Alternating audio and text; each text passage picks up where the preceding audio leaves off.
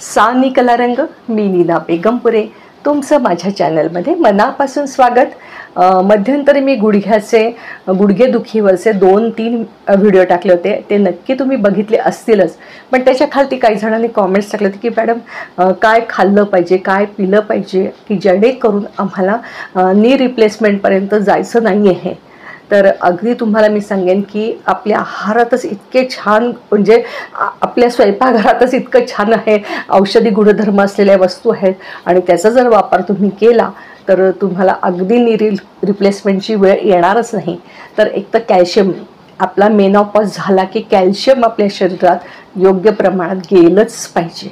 मी मागे सांगितलं होतं की तुम्हाला अगदी मुगाच्या डाळी एवढा चुना तुम्ही पाण्यामध्ये हे करायचा, विरघळायचा आणि सतत एक 15 दिवस घ्या, मध्ये परत 15 दिवस गॅप ठेवा, परत 15 दिवस घ्या, असं सलग तुम्ही करत राहा। एक 3 महिने करा तुमची, परत 3 महिन्यानंतर थोडेसे परत गॅप घ्या।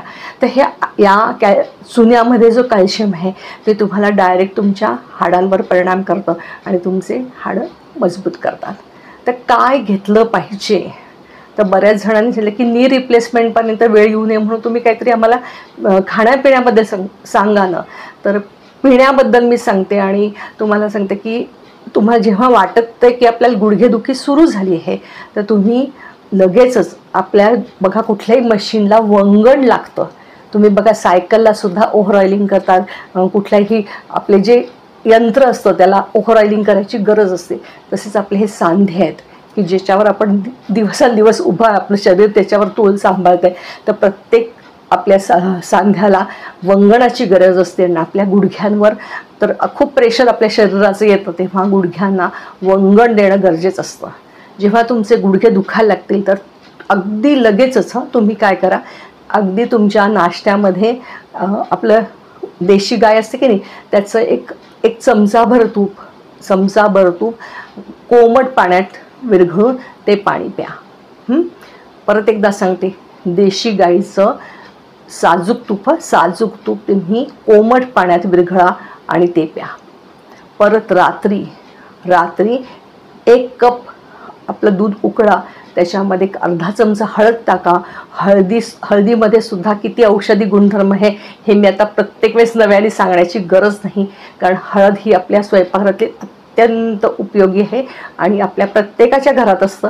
पण आता तुम्ही दूध स्वतःसाठी 1 कपभर दूध घ्या आणि त्या दुधामध्ये, कोमट दुधामध्ये एक अर्धा चमचा हळद मिसळून रात्री झोपताना हे पाणी प्यायचं आहेच। आता तुम्ही म्हणाल हे सगळं खर्चिक आहे, तर नी रिप्लेसमेंटचा खर्च बघितला तर अक्षरशः 5-5 लाख खर्च आहे।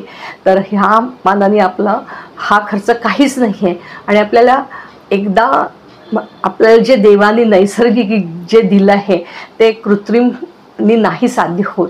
परत ते थोडंसं दुखत राहतं, मन ठुसठुसत राहतं की माझं हे बदललेलं आहे। तर आपल्याला जे देवाने दिलेलं आहे ते आपलं जपलं पाहिजे। तर तुम्ही हे दोन्ही प्यायचीच आहेत, म्हणजे गरम पाण्यात तूप घालायचं, रात्री झोपताना दुधामध्ये हळद घालून ते दूध प्यायचं। आणि अजून एक अगदी सगळ्यात पॉवरफुल उपाय म्हणजे तुम्ही रात्री झोपताना जे काळे तीळ असतात, हे काळे तीळ कोमट पाण्यामध्ये 1 चमचाभर तीळ भिजत टाका।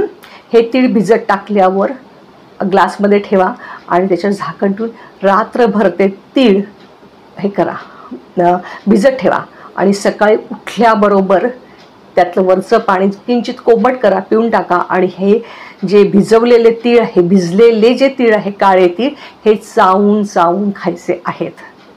या तिळामध्ये जे मॅग्नेशियम आहे, फॉस्फरस आहे, हे तुमच्या शरीराला अत्यंत सांधेदुखीसाठी अत्यंत गुणकारी आहे।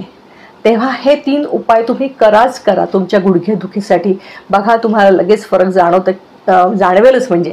तर एक तुम्ही सातत्याने करा, कुठली गोष्ट म्हणजे पी हळद आणि होगोरी असं होणार नाही आहे, याला सातत्य पाहिजे आणि तुम्ही नक्की करा, तुम्हाला नक्की फायदा होईल आहे। आणि हे काळे तीळ आहे हे तुम्ही घरामध्ये आपले कायम बाटली समोर ठेवा, असं नाही की अगदी वरती ठेवली मग विसरून जातं रात्री झोपताना वगैरे। तर तुम्ही अगदी समोर दिसेल अशी ठेवा, म्हणजे तुम्ही रोज रात्री आठवणीने ते तीळ भिजत टाकायचे आहे आणि त्याचं सकाळी उठल्या चावून खायचे आहेत। तर मला वाटतं हे तुम्हाला उपचार अगदी पटले असतील तर नक्की करा आणि ज्यांचे गुडघे दुखायला लागले असतील तर त्यांना हा व्हिडिओ शेअर करा। तुम्हाला व्हिडिओ आवडल्यास नक्की लाईक करा, शेअर करा, सबस्क्राईब करा. आणि हो, आधीचे जे 2 गुडघेदुखीवरचे जे व्हिडिओ आहे त्याची लिंक मी डिस्क्रिप्शन बॉक्समध्ये देत आहे. म्हणजे ज्यांनी बघितले नाही त्यांना परत परत ते बघता येईल आणि तसे व्यायाम करता येतील आहे. तर ते पण तुम्ही व्हिडिओ नक्की बघा आणि शेअर करा. मनापासून धन्यवाद.